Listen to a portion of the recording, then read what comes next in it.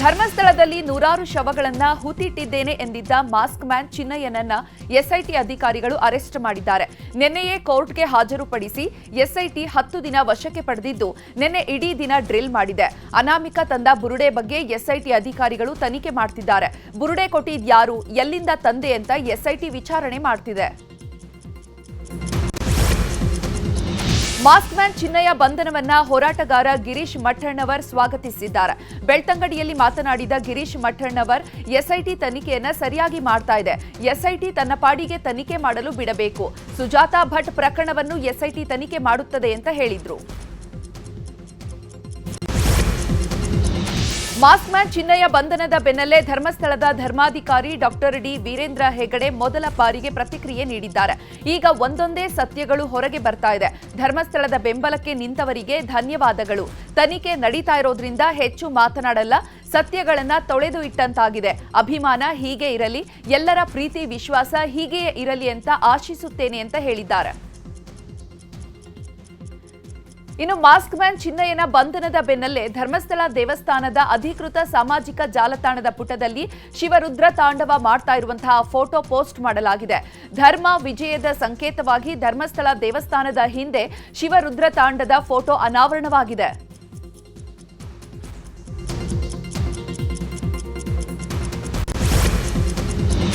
Mask man Chinnayya ಮೂಲತಃ ಮಂಡ್ಯದ ಚಿಕ್ಕಬಳ್ಳಿ ನಿವಾಸಿ. ಚಿನ್ನಯ್ಯ ಕುರಿತು ಮಾತನಾಡಿರುವ ಗ್ರಾಮಸ್ಥರು, ಅವನೊಬ್ಬ ಸುಳ್ಳುಗಾರ ಅಂದಿದ್ದಾರೆ. ಚಿನ್ನಯ್ಯ ಮೈಗಳ್ಳನಾಗಿದ್ದ. ಅವನಿಗೆ 1 ಅಡಿ ಗುಂಡಿ ತೆಗೆಯಲು ಕೂಡ ಸಾಧ್ಯವಿಲ್ಲ. ಆತ ಹೇಳ್ತಿರೋದೆಲ್ಲ ಸುಳ್ಳು. ಆತನನ್ನ ಸರಿಯಾಗಿ ತನಿಖೆಗೆ ಒಳಪಡಿಸಿದ್ರೆ ಸತ್ಯಾಂಶ ಹೊರಬರುತ್ತೆ ಅಂತ ಗ್ರಾಮಸ್ಥರು ಹೇಳಿದ್ದಾರೆ. ಬಿಎಲ್ ಸಂತೋಷ್ ವಿರುದ್ಧ ಅವಹೇಳನಕಾರಿಯಾಗಿ ಮಾತನಾಡಿ ಜೈಲು ಸೇರಿದ್ದ ಮಹೇಶ್ ಶೆಟ್ಟಿ ತಿಮರೋಡಿಗೆ ಜಾಮೀನು ಸಿಕ್ಕಿದೆ. ಅರ್ಜಿ ವಿಚಾರಣೆ ನಡೆಸಿದ ಉಡುಪಿ ಜಿಲ್ಲಾ ಕೋರ್ಟ್ ಜಾಮೀನು ಮಂಜೂರು ಮಾಡಿದೆ. ಗುರುವಾರ ಬ್ರಹ್ಮಾವರ ಪೊಲೀಸರು ತಿಮರೋಡಿಯವರನ್ನ ಬಂಧಿಸಿದ್ರು. ಬ್ರಹ್ಮಾವರ ತಾಲೂಕು ಕೋರ್ಟ್ 14 ದಿನ ನ್ಯಾಯಾಂಗ ಬಂಧನಕ್ಕೆ ನೀಡಿತ್ತು. ಈಗ ಉಡುಪಿ ಜಿಲ್ಲಾ ಕೋರ್ಟ್ನಿಂದ ತಿಮರೋಡಿಗೆ ಜಾಮೀನು ಸಿಕ್ಕಿದೆ. ಮಹೇಶ್ ಶೆಟ್ಟಿ ತಿಮರೋಡಿ ಜಾಮೀನು ಸಿಕ್ಕಿದ್ದನ್ನ ಗಿರೀಶ್ ಮಠಣ್ಣವರ್ ಸ್ವಾಗತಿಸಿದ್ದಾರೆ. ಈ ಬಗ್ಗೆ ಮಾತನಾಡಿದ ತಿಮರೋಡಿ ಅವರಿಗೆ ಜಾಮೀನು ಸಿಕ್ಕಿರೋದು ಸಂತೋಷ ನೀಡಿದೆ. ನ್ಯಾಯದ ಭಗೀರಥನಿಗೆ ನ್ಯಾಯ ಸಿಕ್ಕಿದೆ. ನಿರಂತರ ಅತ್ಯಾಚಾರ, ಕೊಲೆ ವಿರುದ್ಧ 13 ವರ್ಷದಿಂದ ಹೋರಾಟ ಮಾಡ್ತಿದ್ದಾರೆ ಅಂತ ಹೇಳಿದ್ದಾರೆ. ಇನ್ನು ಜಾಮೀನು ಬಳಿಕ ಉಜಿರೆ ಮನೆಗೆ ಆಗಮಿಸಿದ ಮಹೇಶ್ ಶೆಟ್ಟಿ ತಿಮರೋಡಿಯವರನ್ನ ಬೆಂಬಲಿಗರು ಅದ್ಧೂರಿಯಾಗಿ ಸ್ವಾಗತಿಸಿ ಸಂಭ್ರಮಾಚರಣೆ ಮಾಡಿದ್ರು. ತಿಮರೋಡಿಗೆ ಜೈಕಾರ ಹಾಕುತ್ತಾ ಸಂತಸ ಪಟ್ರು. ಕೋರ್ಟ್ ಷರತ್ತು ನೀಡುವ ಕಾರಣ ತಿಮರೋಡಿ ಎಲ್ಲರೂ ಕೂಡ ಕೈ ಬೀಸಿ ಮನೆಗೆ ತೆರಳಿದ್ರು.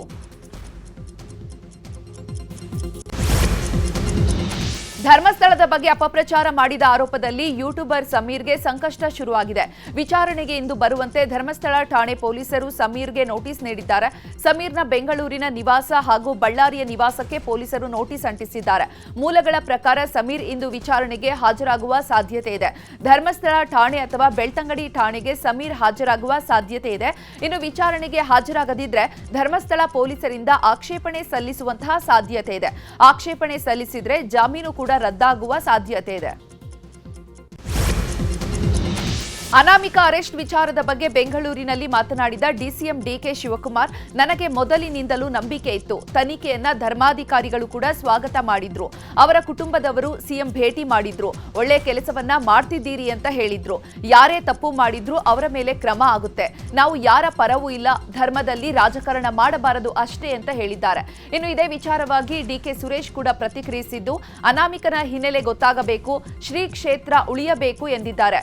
ಗೃಹ ಸಚಿವ ಪರಮೇಶ್ವರ್, ಸಚಿವ ರಾಮಲಿಂಗಾರೆಡ್ಡಿ ಕೂಡ ಮಾತನಾಡಿದ್ದು, ತನಿಖೆ ಬಳಿಕ ಸತ್ಯ ಹೊರಬರುತ್ತೆ ಎಂದರು.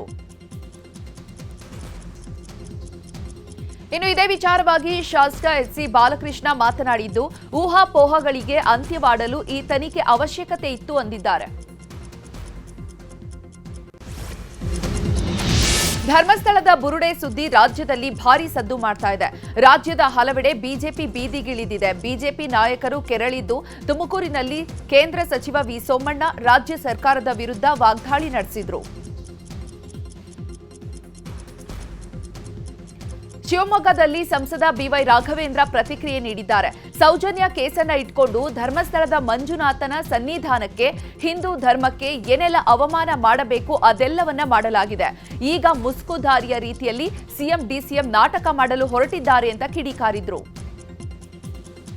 ಇನ್ನು ಶಾಸಕರಾದ ಎಸ್ಎನ್ ಚನ್ನಬಸಪ್ಪ ಮತ್ತು ಯಶ್ಪಾಲ್ ಸುವರ್ಣ ಮಾತನಾಡಿದ್ದು ಯೂಟ್ಯೂಬರ್ ಸಮೀರ್ ವಿರುದ್ಧ ಗುಡುಗಿದ್ದಾರೆ. ಇನ್ನು ಧಾರವಾಡದಲ್ಲಿ ಶ್ರೀರಾಮ ಸೇನೆ ಮುಖ್ಯಸ್ಥ ಪ್ರಮೋದ್ ಮುತಾಲಿಕ್ ಮಾತನಾಡಿದ್ದಾರೆ. ಸಮೀರ್ ಬಂದ್ ಎನ್ನುವವನು ಮುಸ್ಲಿಮರ ಅತ್ಯಾಚಾರ ದೌರ್ಜನ್ಯದ ಬಗ್ಗೆ ತೋರಿಸಿದ್ದಾನ?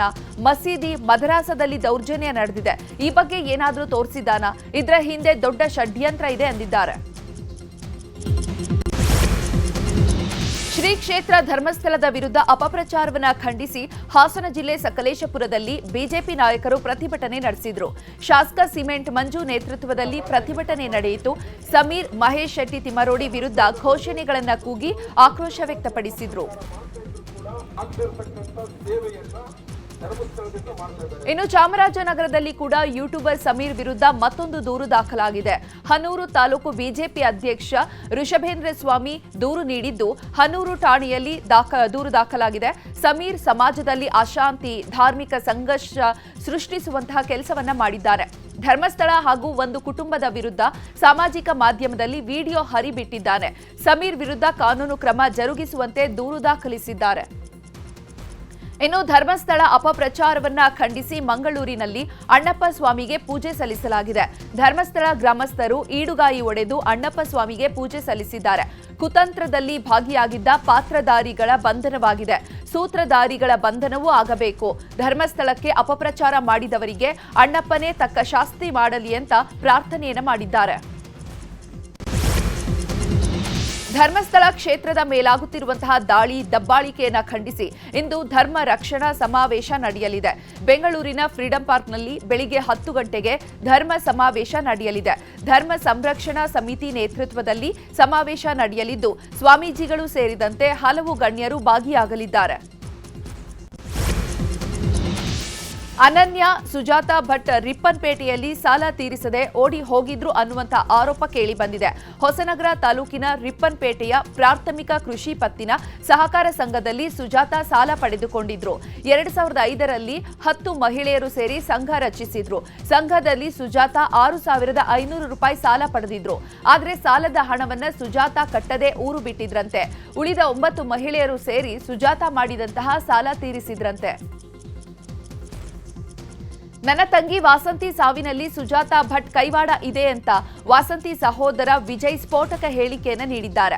ಕೊಡಗಿನಲ್ಲಿ ಈ ಕುರಿತು ಮಾತನಾಡಿರುವಂತಹ ಅವರು, ಸುಜಾತಾ ಭಟ್ ಹೋದಲ್ಲೆಲ್ಲ ಅನೇಕ ಸಾವುಗಳು ನಡೆದಿವೆ.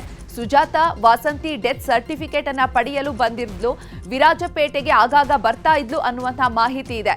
ನನ್ನ ತಂಗಿ ವಾಸಂತಿ ಸಾವಿನಲ್ಲಿ ನಮಗೆ ಹೆಚ್ಚು ಅನುಮಾನ ಇದೆ. ಹೀಗಾಗಿ ಸರ್ಕಾರ ಸುಜಾತಾ ಭಟ್ ತನಿಖೆ ಮಾಡಬೇಕು ಅಂತ ಒತ್ತಾಯಿಸಿದ್ದಾರೆ. ಅಕ್ರಮ ಆನ್ಲೈನ್ ಹಾಗೂ ಆಫ್ಲೈನ್ ಬೆಟ್ಟಿಂಗ್ ಪ್ರಕರಣದಲ್ಲಿ ಚಿತ್ರದುರ್ಗ ಕಾಂಗ್ರೆಸ್ ಶಾಸಕ ಕೆಸಿ ವೀರೇಂದ್ರ ಪಪ್ಪಿಯವರನ್ನ ಬಂಧಿಸಲಾಗಿದೆ.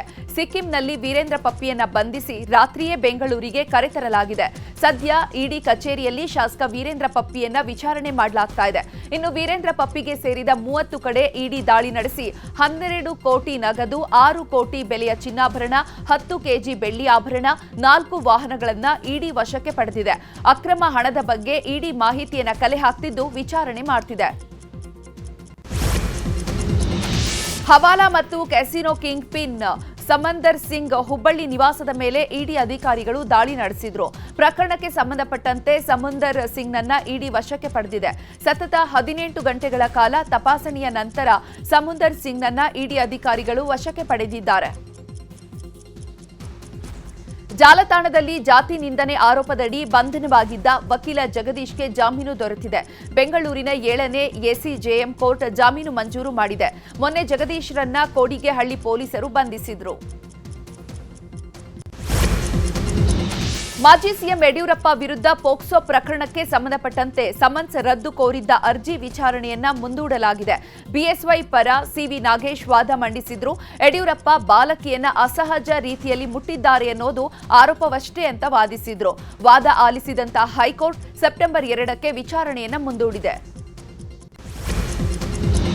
ಗೌರಿ ಗಣೇಶ ಮತ್ತು ಈದ್ ಮಿಲಾದ್ ಹಬ್ಬದ ವೇಳೆ ಡಿಜೆ ನಿಷೇಧಕ್ಕೆ ಪೊಲೀಸರು ಸುತ್ತೋಲೆಯನ್ನ ಹೊರಡಿಸಿದ್ದಾರೆ. ಈ ಕುರಿತು ಕೋರ್ಟ್ ಎತ್ತಿ ಹಿಡಿದಿದೆ. ಡಿಜೆ ಮತ್ತು ಸೌಂಡ್ ಸಿಸ್ಟಮ್ ಬಳಕೆಯನ್ನ ಪೊಲೀಸ್ ಇಲಾಖೆ ನಿಷೇಧಿಸಿತ್ತು. ಇದನ್ನ ಪ್ರಶ್ನಿಸಿ ಕರ್ನಾಟಕ ಲಘು ಸಂಗೀತ ಮತ್ತು ಸಾಂಸ್ಕೃತಿಕ ಕಲಾವಿದರ ಸಂಘಟನೆ ಹೈಕೋರ್ಟ್ ಮೆಟ್ಟಿಲೇರಿತ್ತು. ನಿನ್ನೆ ಅರ್ಜಿ ವಿಚಾರಣೆ ನಡೆಸಿದ ಕೋರ್ಟ್ ಅರ್ಜಿ ವಜಾಗೊಳಿಸಿ ಪೊಲೀಸರ ಸುತ್ತೋಲೆಯನ್ನ ಲೋಪಗಳಿಲ್ಲ ಅಂತ ಹೇಳಿದೆ. ಶಾಸಕ ಬಸನಗೌಡ ಪಾಟೀಲ್ ಯತ್ನಾಳ್ ವಿರುದ್ಧ ಅನ್ಯ ಕೋಮಿನ ಯುವಕ ವಿಡಿಯೋ ಹರಿಬಿಟ್ಟಿದ್ದ. ವಿಡಿಯೋ ವೈರಲ್ ಆಗುತ್ತಲೇ ಗ್ರಾಮದಲ್ಲಿ ಉದ್ವಿಗ್ನ ವಾತಾವರಣ ಸೃಷ್ಟಿಯಾದ ಘಟನೆ ನಡೆದಿತ್ತು. ಕೊಪ್ಪಳ ಜಿಲ್ಲೆಯ ಮುಸಲಾಪುರ ಗ್ರಾಮದಲ್ಲಿ ಈ ಘಟನೆ ನಡೆದಿರುವಂತದ್ದು. ಹುಸೇನಿ ಎಂಬ ಯುವಕ ಯತ್ನಾಳ್ ವಿರುದ್ಧ ವಿಡಿಯೋ ಮಾಡಿ ಹರಿಬಿಟ್ಟಿದ್ದ ಮತ್ತು ಆಜಾದ್ ವಿಚಾರದಲ್ಲಿ ಅಧಿವೇಶನದಲ್ಲಿ ಮಾತನಾಡಿದ ಯತ್ನಾಳ್ ಹೇಳಿಕೆಯನ್ನ ಖಂಡಿಸಿ ವಿಡಿಯೋ ಹರಿಬಿಟ್ಟಿದ್ದ. ಇನ್ನು ವಿಡಿಯೋ ವೈರಲ್ ಆಗುತ್ತಲೇ ಗ್ರಾಮದಲ್ಲಿ ಯತ್ನಾಳ್ ಅಭಿಮಾನಿಗಳು, ಹಿಂದೂ ಪರ ಸಂಘಟನೆ ಕಾರ್ಯಕರ್ತರು ಆಕ್ರೋಶ ವ್ಯಕ್ತಪಡಿಸಿದ್ರು. ಈ ವೇಳೆ ಸ್ಥಳಕ್ಕೆ ಕನಕಗಿರಿ ಪೊಲೀಸರು ಭೇಟಿ ನೀಡಿ ಪರಿಶೀಲಿಸಿದ್ರು. ಇನ್ನು ಗ್ರಾಮದಲ್ಲಿ ಉದ್ವಿಗ್ನ ಸ್ಥಿತಿ ನಿರ್ಮಾಣವಾದ ಬೆನ್ನಲ್ಲೇ ವಿಡಿಯೋ ಹರಿಬಿಟ್ಟ ಹುಸೇನಿ ಮತ್ತೊಂದು ವಿಡಿಯೋ ಮಾಡಿ ಕ್ಷಮಾಪಣೆ ಕೇಳಿದ್ದಾನೆ. ವಿಡಿಯೋ ಮಾಡುವ ಭರದಲ್ಲಿ ಮಾತನಾಡಿದ್ದೇನೆ. ನಾನು ಮುಂದೆ ಯಾವುದೇ ಧರ್ಮದವರ ಬಗ್ಗೆಯೂ ಕೂಡ ಮಾತನಾಡೋದಿಲ್ಲ. ದಯವಿಟ್ಟು ಕ್ಷಮಿಸಿ ಅಂತ ಕ್ಷಮೆ ಯಾಚಿಸಿದ್ದಾನೆ. ರೌಡಿ ಶೀಟರ್ಗಳಿಗೆ ಕೋಲಾರದ ಕೆಜಿಎಫ್ ಎಸ್ಪಿ ಖಡಕ್ ವಾರ್ನಿಂಗ್ ನೀಡಿದ್ದಾರೆ. ಕೆಜಿಎಫ್ ಎಸ್ಪಿ ಆಗಿ ಶಿವಾಂಶು ರಜಪೂತ್ ಅಧಿಕಾರವನ್ನ ಸ್ವೀಕರಿಸಿದ ಬೆನ್ನಲ್ಲೇ ರೌಡಿಗಳಿಗೆ ಎಚ್ಚರಿಕೆ ನೀಡಿದ್ದಾರೆ. ಕೆಜಿಎಫ್ ನಗರದ ಡಿಎಆರ್ ಗ್ರೌಂಡ್ನಲ್ಲಿ ರೌಡಿ ಶೀಟರ್ ಪೆರೇಡ್ ನಡೆಸಿದ್ರು. ಕೆಜಿಎಫ್ ಪೊಲೀಸ್ ಇಲಾಖೆ ವ್ಯಾಪ್ತಿಯಲ್ಲಿ 600 ರೌಡಿ ಶೀಟರ್ಗಳಿದ್ದಾರೆ. ಪೆರೇಡ್ನಲ್ಲಿ ರೌಡಿಗಳಿಗೆ ಅಪರಾಧ ಕೃತ್ಯಗಳಲ್ಲಿ ಭಾಗಿಯಾಗದಂತೆ ಎಚ್ಚರಿಕೆ ಕೊಟ್ಟಿದ್ದಾರೆ. ಎಲ್ಲಾ ರೌಡಿಗಳ ಚಲನವಲನ ನಿಗಾದಲ್ಲಿ ಇಡಲಾಗಿದೆ ಅಂತ ಎಸ್ಪಿ ಶಿವಾಂಶು ರಜಪೂತ್ ಹೇಳಿದ್ದಾರೆ. ನಿನ್ನೆ ರಾತ್ರಿ ಕೋಲಾರದಲ್ಲಿ ಧಾರಾಕಾರ ಮಳೆಯಾಗಿದೆ. ಮಳೆಯಿಂದಾಗಿ ಜನಜೀವನ ಅಸ್ತವ್ಯಸ್ತವಾಗಿದ್ದು, ಕೋಲಾರ ಶ್ರೀನಿವಾಸಪುರ ತಾಲೂಕಿನ ಹಲವೆಡೆ 1 ಗಂಟೆಗೂ ಹೆಚ್ಚು ಕಾಲ ಎಡಬಿಡದೆ ಮಳೆ ಸುರಿದಿದೆ.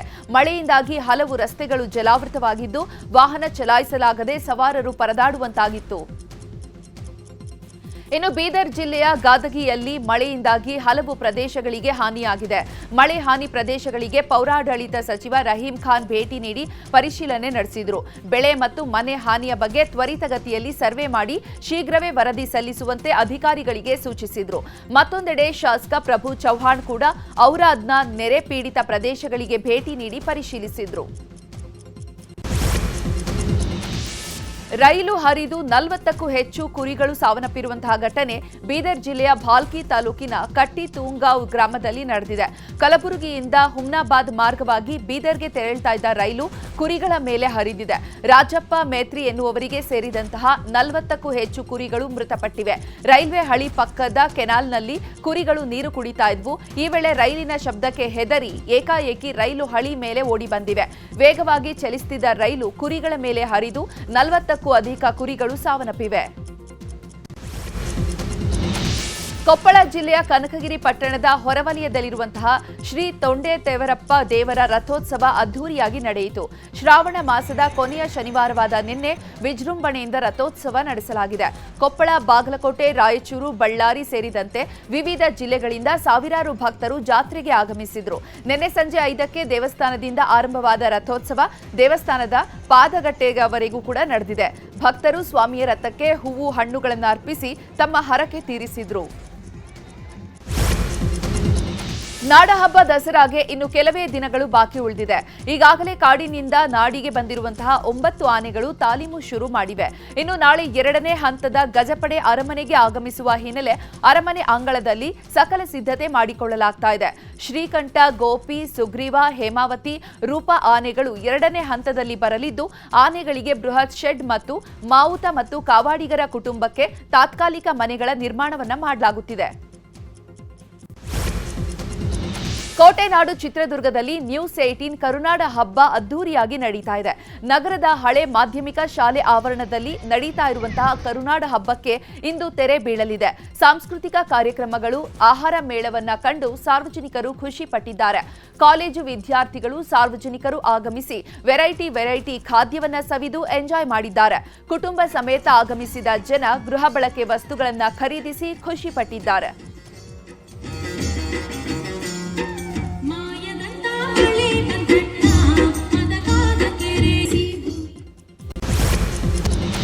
ಜಮ್ಮು ಕಾಶ್ಮೀರದಲ್ಲಿ ಸುರಿಯುತ್ತಿರುವ ಭಾರೀ ಮಳೆಗೆ ಭಾರೀ ಪ್ರವಾಹ ಉಂಟಾಗಿದೆ.